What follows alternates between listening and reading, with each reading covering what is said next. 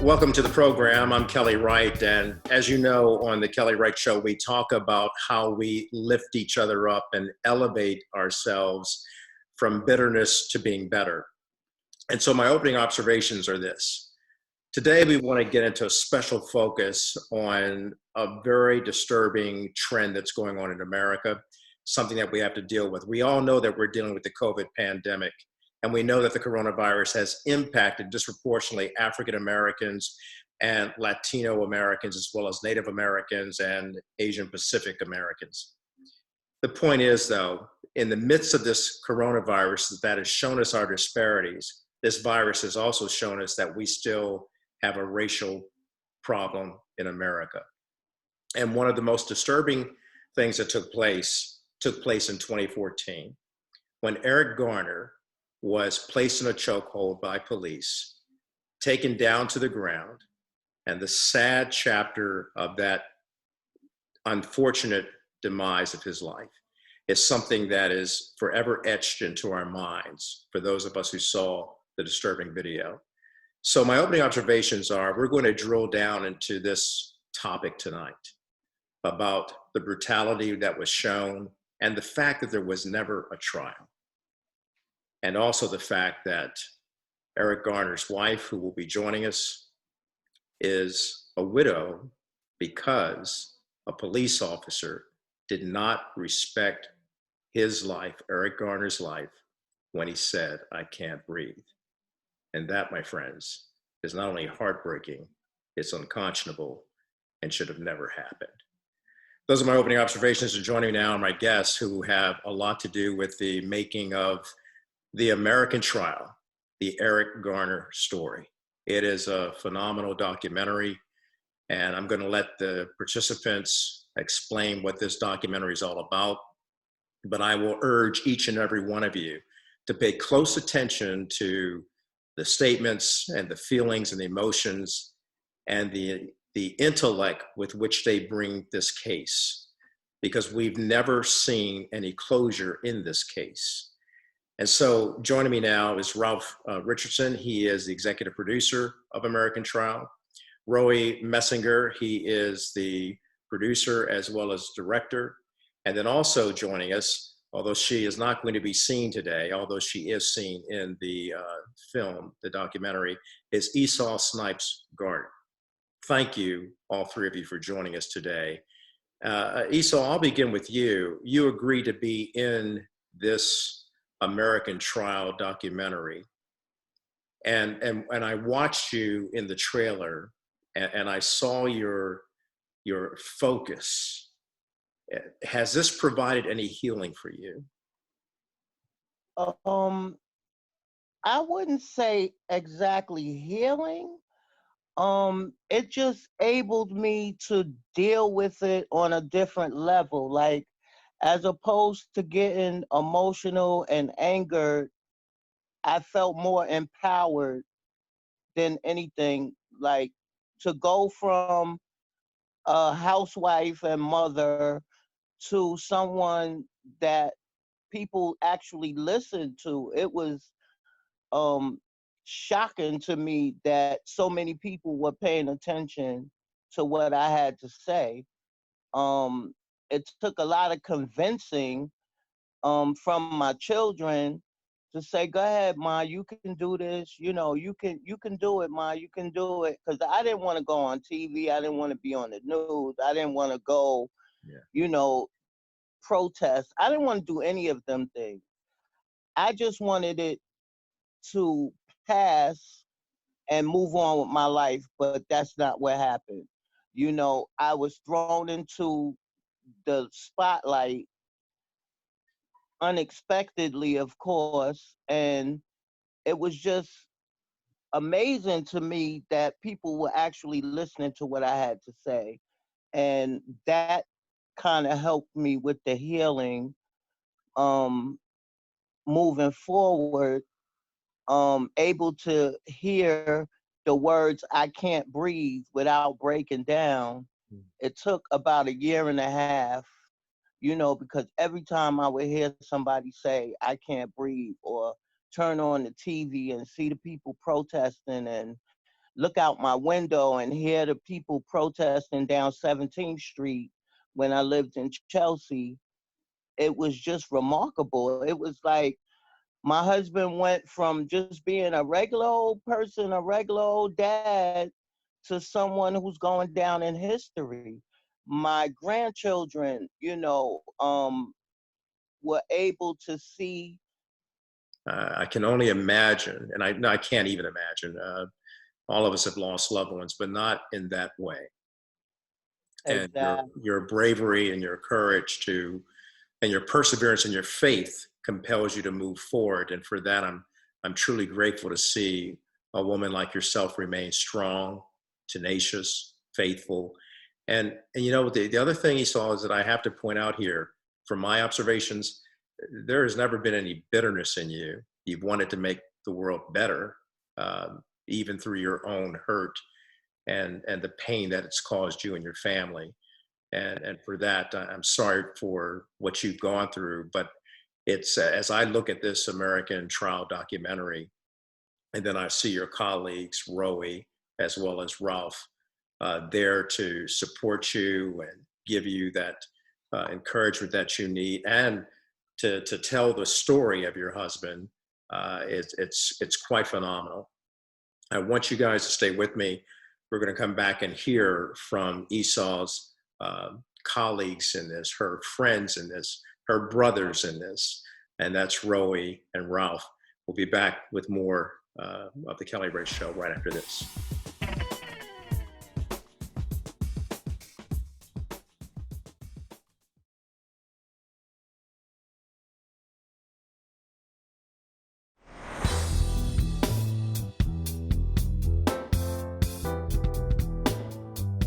Welcome back to the program. So tonight's show is really it's not just one of showing you what's happened in our past.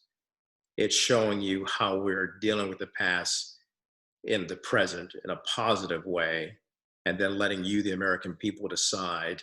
We've been talking to Esau Snipes Garner. She is the widow of Eric Garner.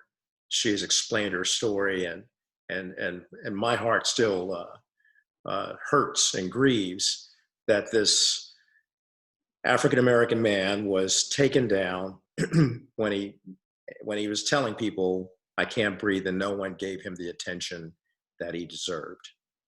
Well, he's getting it now, and he's been getting it now. And we're not here to, I guess, try by public opinion, Roe. You're the director and the producer. When you contacted Esau Snipes Garner, yeah, I recall in the first segment, Esau was talking about how you became a friend. You became like a brother to her. What compelled you to want to go out and develop this, what I truly believe is a remarkable documentary that tells the Eric Garner story unvarnished?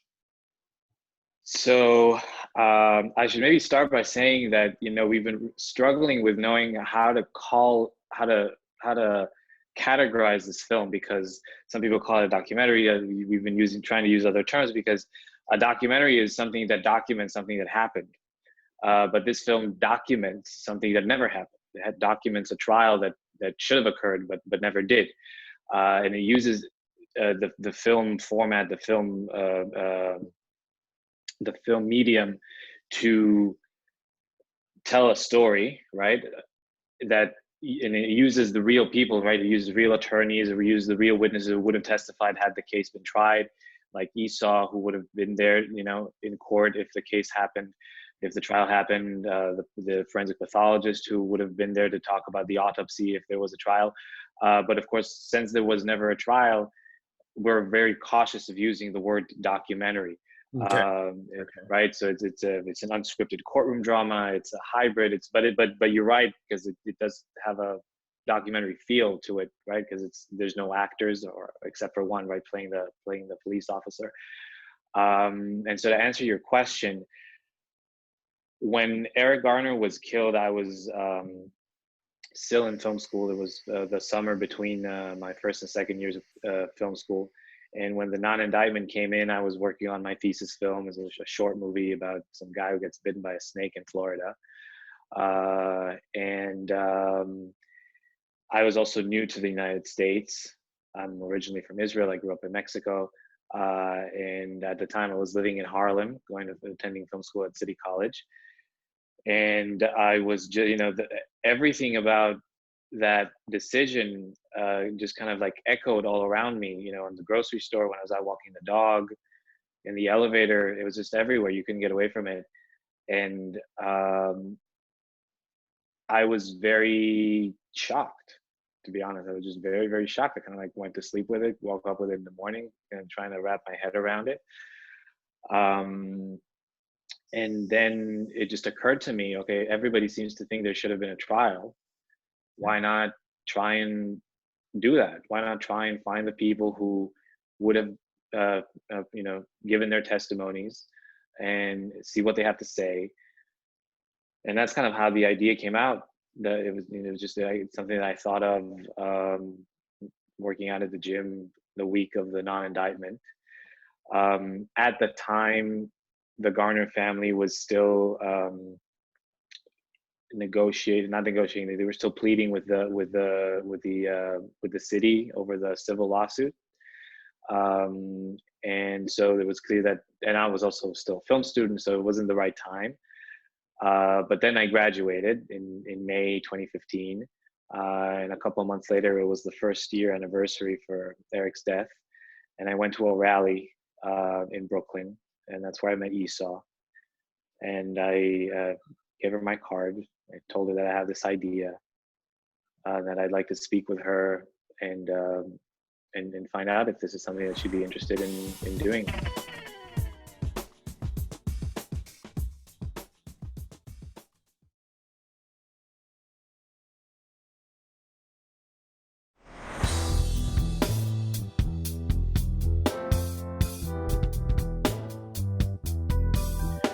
And then Ralph Richardson, you come into the picture as executive producer. When you saw the developing relationship and bond between Rowie and Esau Snipes Garner, and also the story of what happened, the real life story of what happened to Eric Garner.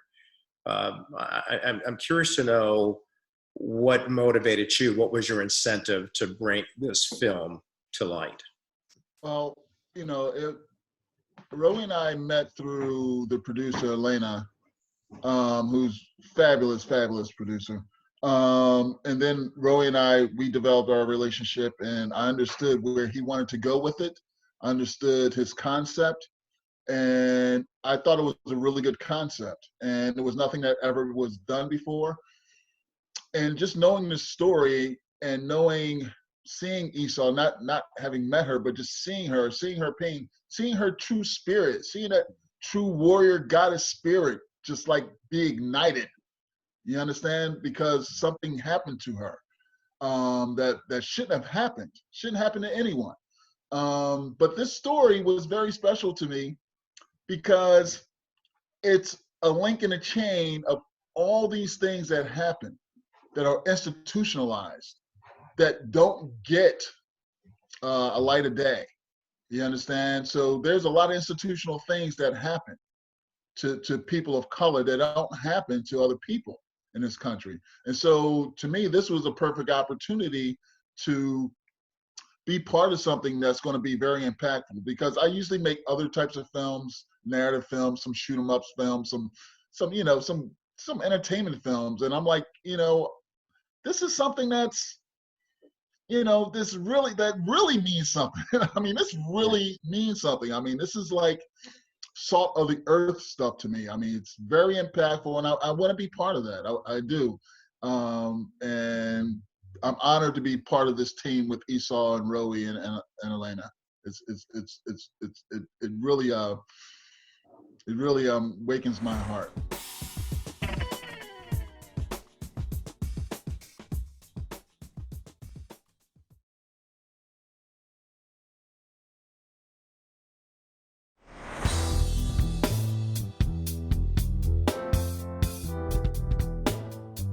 As I said before, I was in New York City at the time, and And just like Roey has mentioned and Ralph has mentioned, and when we were all watching you on the news, and I'm angry and I'm seeing you on the news, it was palpable. Your emotions were palpable. What you were going through is palpable. And then to see that being woven into the story, the Eric Garner story, The American Trial, you know, I think your message stands large and looms even larger in the context of what we're experiencing in the midst of this COVID-19 pandemic and the disproportionality of how it's impacted African Americans. And to Ralph's point and to Roy's point, we still have this systemic form of racism that must be talked about, must be dealt with, and must be cut out like a cancer. Yeah, so doing the film for me, like I said, was a part of the healing process. It helped me to process a lot of my feelings from anger, because I was very angry in the beginning. Um, I mean, I was cussing folks out and I was just, angry about every little thing. And to see it constantly go on after Eric was killed was even worse for me, because it was like, they see what they did and they're still doing it. And it's like, and to this day, they're still doing it. And it's just amazing to me how people could have such little regard for someone else's life, regardless to what type of life they led. No one deserves to be killed like that. No one deserves to be killed, period. But to be killed like that, and then for me and my children and my grandchildren to have to see it over and over and over again. I mean, I was trying to get legal advice to say, can I stop them from showing the video? Can I stop them? And they were like, Esau, you really can't. And I'm like, wow. And then what really did it for me was the day that they asked me if I forgave him or would I accept his apology. And I don't know if you saw that video on YouTube, but I put my hand on my hip and my daughter panicked and she's like, oh my God, my mother's getting ready to flip out on national TV. Mm-hmm. And I didn't, and I held it back and I just said, hell no. And it was like, I got like 1 million views off of that. I mean, my phone was ringing off the hook.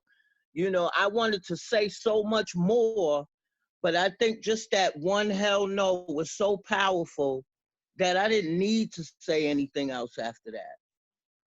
It hit home for so many people.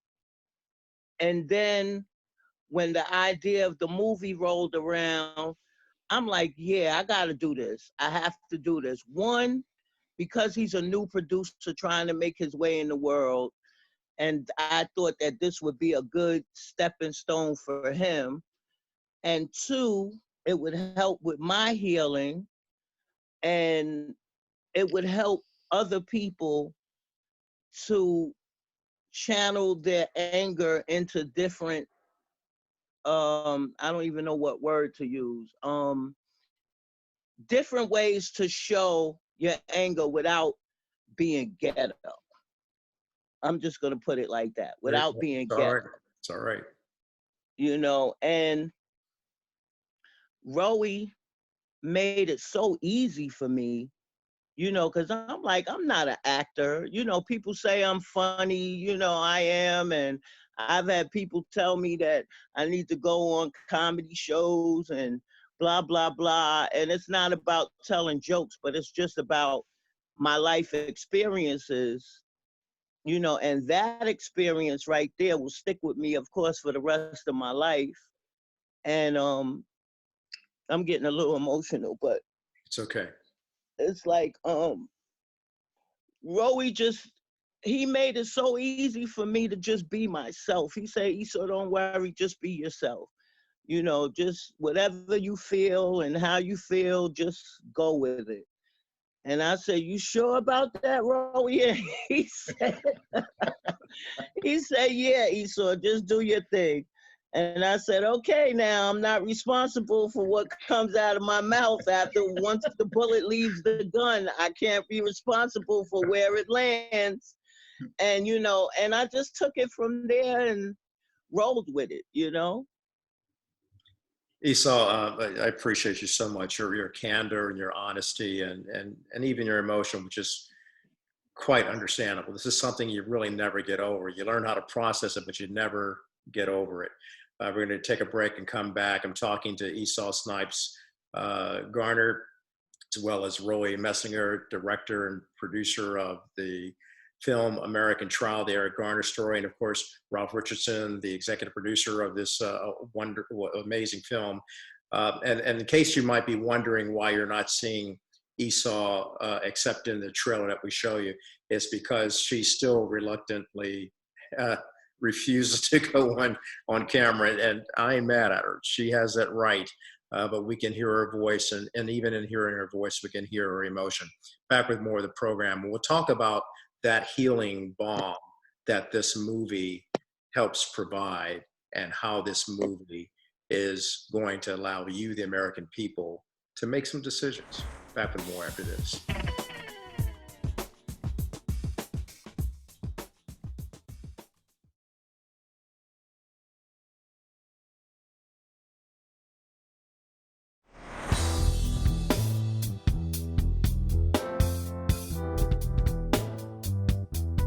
Rowie, your background is of great interest to me. Growing up in Israel and then living in Mexico and then moving to the United States, living in Harlem. And isn't Harlem a beautiful place?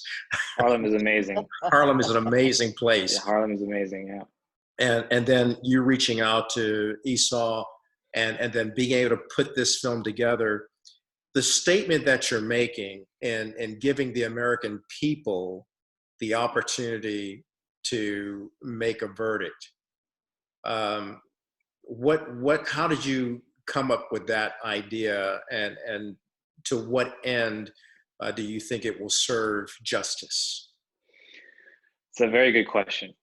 I think that it became very clear to me right from the start that the issue of the verdict had to be dealt with very, very delicately, right? Because I didn't want to, shoot myself in the foot by making a film that's supposed to be very objective and supposed to show you the facts the way they happen, and then be blamed for giving a very biased verdict, right? Because I can show you a trial that could have happened, and I can control my, as a director, I can control the way that the film is edited to make sure that it's edited in a way that's unbiased, and make sure that the film is objective, that both sides get their weigh in on their arguments and all that. But in the end of the day, even if I show you a trial that could have happened, but give you a verdict, it's no longer a verdict that could have happened. It's the verdict that I think should have happened, and that's something that was very clear to me from the beginning. And there had to be a way to go around, because otherwise it just undermines what the film is about. I didn't want to have people watch the film and say, "Oh, it's just propaganda," because it's not. Mm-hmm. Right? And so that just meant that I had to be a little more realistic about what impact this film could have, and settle for a little bit of good impact as opposed to a lot of very poor impact, I guess, if that's an appropriate way to phrase it. So I think that this film doesn't fix America. It doesn't solve, institutional racism. But what it does do is it hopefully will open some people's eyes to the fact that institutional racism does exist. That and it will, I guess, educate them to ask the right questions, right? Because I think the biggest question to me that comes from this film is Pantaleo guilty or is he not guilty? right? Not is Pantaleo racist or is he not a racist? The biggest question that comes out of this film is, how did this trial never happen? How is it possible that all this evidence exists, that all these arguments exist, that there's there's an autopsy report that says that this was a homicide. There's a video that clearly shows one person choking another person. You clearly hear that the person who's choking saying that he can't breathe. There's all this evidence, right? All these, we just had 8 witnesses in our trial, but in the grand jury, the real grand jury, there were dozens, right? Dozens of cops, dozens of civilians, dozens of experts. Those transcripts were never revealed, so we nobody knows what was said in those hearings. But that's the biggest question: how is it possible that there was never a trial? And when you ask yourself that question, the answer is just very unfortunate. The answer is yeah, it's systemic racism. There's just no way around that. And so my hope is that people watch this film who either turn a blind eye or don't deal with systemic racism on a daily basis, as most of us don't, right? Because most of us don't have to deal with that. And so my hope is that those people who watch the film will be kind of forced to ask themselves these very uncomfortable questions. Questions that need to be asked and then answered by those individuals themselves, and certainly people when all of us make our verdict. How can we watch this film? So the film is available on several different theaters around the country. Obviously virtual theaters, right? In a virtual link. Our main partner is a company called Gather Films. So if you just Gather, that's G-A-T-H-R-E, sorry, without an E. Without G-A-T-H-R, without the E. So Gather Films, they're our main partner. On Thursday, they have 2 live broadcasts of the film, one for the East Coast and one for the West Coast, following directly by a live Q&A with me and Esau and CBS's Michelle Miller. Other than that, we're also partnering with a lot of different social justice nonprofit like Amnesty USA, Innocence Project, National Urban League, and proceeds from tickets that they sell go to them as well for their very worthy causes. And so if you just follow us on social media, on Twitter, on Facebook, American Trial, the Eric Garner movie, you'll find your way to a ticket. We, of course, will be watching. And before we close, I want to take a break and come back, because just as in a trial, you have a final summation. I want to hear a final summation, some closing remarks from you, Roe, Ralph, and of course from Esau Snipes Garner, back with more of the program, and a final word from these wonderful people who have produced an amazing film that you must see. Back in a moment.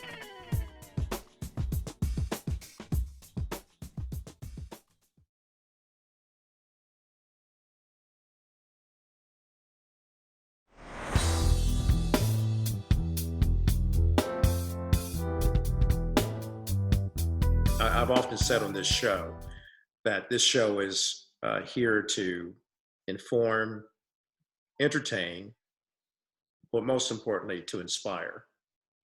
It's a show that I wanted to do for many years.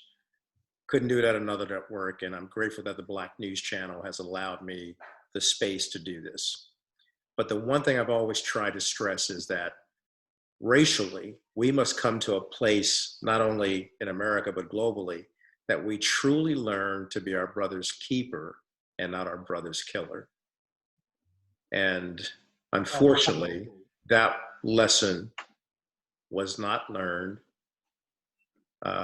with the death of your husband, because we've seen more cases similar to that. We've seen more Trayvons, we've seen more Eric Garners, and we have to say enough is enough. Let's get to the point that we not only pray about it, talk about it, act on it, do movies about it, but get it done, that we stop it. So what would be your message to the world of getting it done?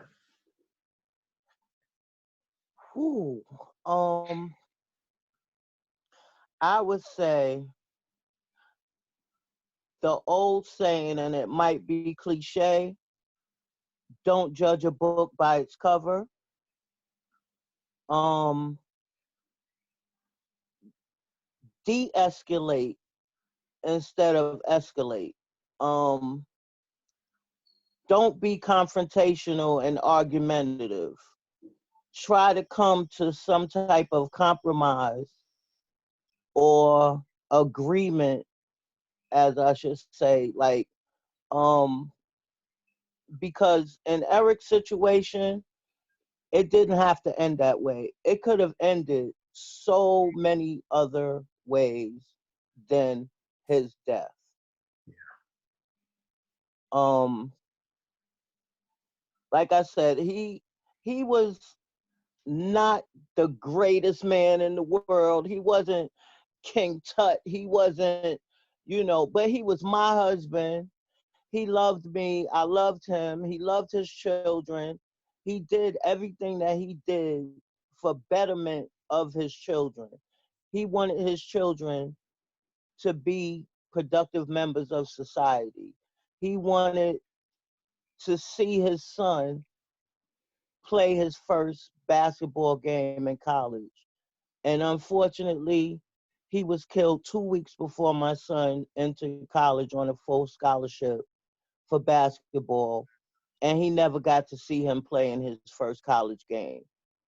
So not only did they take his life, they took everything that he stood for along with him. The fatherhood, the grandpa-ism, as I would say, um, being a person that was so giving. He gave to people, oh my God, I used to be so angry, but he gave to people unrelentlessly. It didn't matter. He would walk around with holes in his jeans just so his kids could have brand new sneakers. And so his kids could get a haircut. So the girls could get their hair done, so that they had things that they wanted and not only what they needed, and they took all of that away from me. They took everything. We would have been married this year, 32 years. We would have been married. Wow. Yeah. When we got married, he was 18 and I was 21. Nobody in their right mind thought that we would last 32 years. Oh, you're getting married so young, blah, blah, blah. But obviously, he knew what he wanted. I knew what I wanted. And we were there for each other until the end. And the very first promise he made to me was that he would always take care of me. And even in his death, because he could have gotten killed any other way, and he would have just been another black man killed and buried and forgotten about. But his life was not in vain. He took care of me and he's taking care of me right now until this day.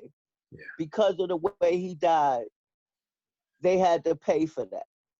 Even though there's no amount of money that would ever take the place of my husband, but he made my life so much easier by the way that he left this earth with a purpose. He left with a purpose. There was something that he stood for and he died for. And I'm forever grateful. And if I had one opportunity to ever see or speak to anyone from beyond, it would be him. Esau, thank you. And Thank you for having me. it's an honor.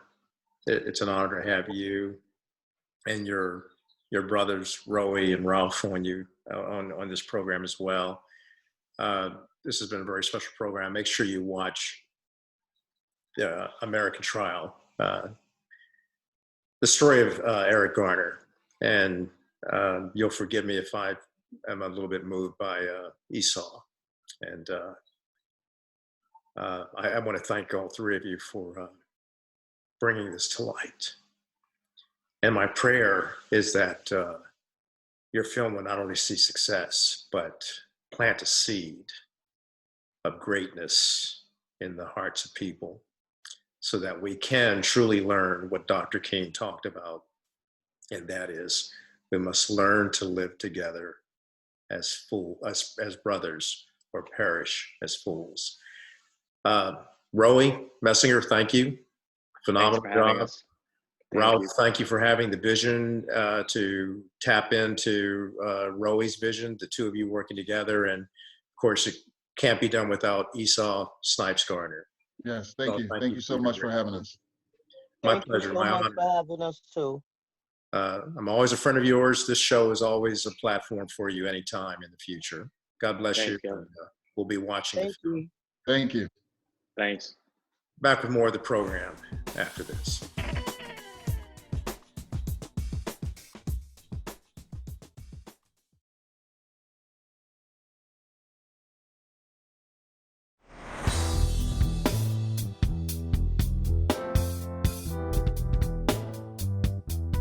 And welcome back. It's been a riveting discussion and dialogue with Eric Garner's wife, Esau Snipes Garner, as well as the two principals of the movie American Trial, the story of Eric Garner.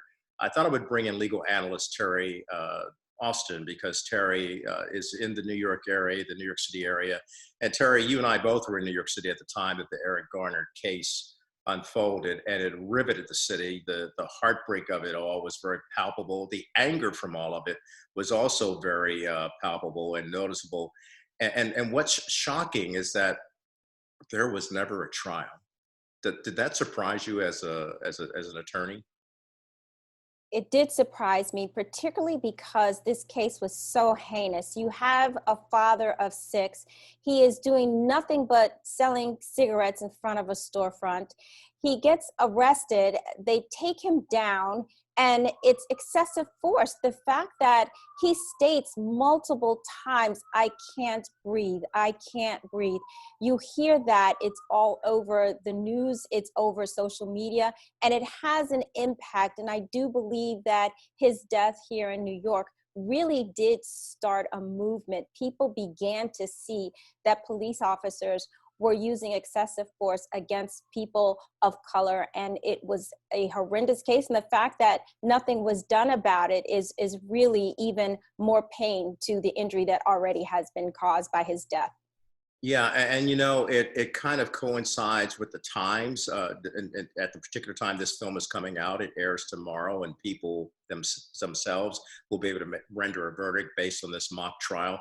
But I wanted to talk about the times in which we live in, because there's the Ahmaud Arbery case, there's the Breonna Taylor case, and there's so many other racial cases that have been coming up into our view, and it's antagonizing, it's angering, and it's also cause for alarm, particularly when you look at the Ahmaud Arbery case with this new video that's come up now that shows the longer pursuit of him. Tell me about that and how this might weigh in with the grand jury and perhaps a subsequent trial.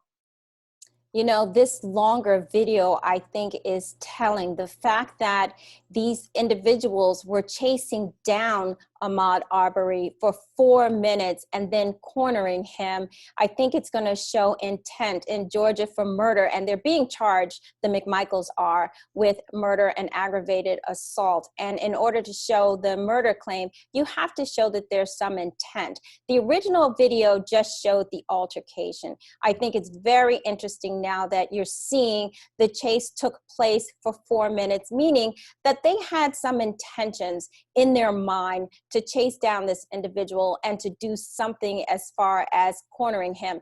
We do know that in Georgia, there is a citizen's right to arrest. But in order to arrest an individual for a felony, you have to have probable cause. And even for a misdemeanor, you have to have either witnessed it or had immediate knowledge. We don't know that that exists here. They did not know there was any crime being committed necessarily. And even if they did, to take this individual down and to murder him, and he's an innocent jogger here, is really something that I think is going to be shown in court. And clearly the prosecution can argue with this longer video that the McMichaels had an intent to kill with this chase. Well, I know we've got a lot more cases to talk about, and we'll have to get you back here perhaps tomorrow to focus on what's happening in the Breonna Taylor case, and also the breaking news of what unfolded at a Sam's Club outside of St. Louis. Heartbreaking to see that video as well. A mother and her son being roughed up by the police, so much so that their son had to be taken out of Sam's Club in a wheelchair. And it's just unconscionable to think, because it turns out that they were accused of stealing a TV, and they were actually returning the TV that they had a receipt for purchasing. So we'll be talking to you about that as well, hopefully tomorrow. I know you're busy. It's a busy day. And Terry, thanks for being our legal analyst on the Kelly Wright Show. We appreciate you. Thank you so much, Kelly. It's an honor to be here. All right. God bless you. God bless. Back with more of the show after this.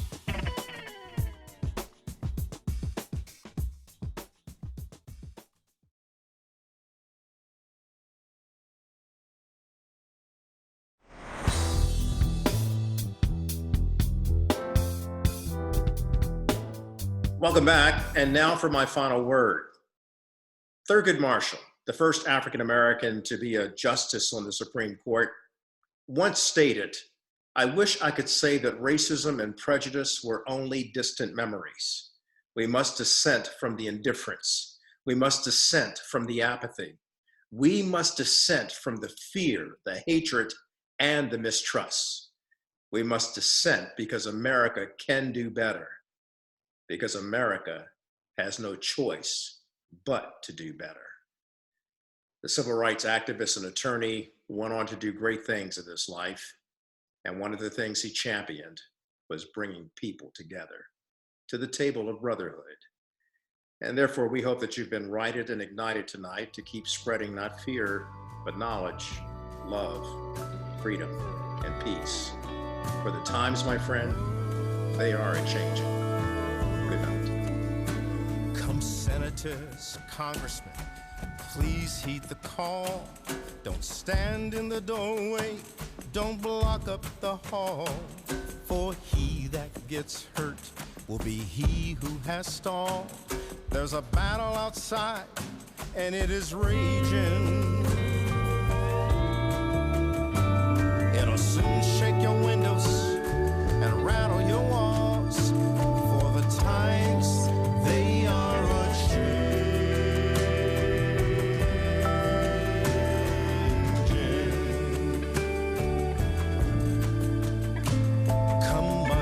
and fathers throughout the land, and don't criticize what you can't understand. Your sons and your daughters are beyond your command.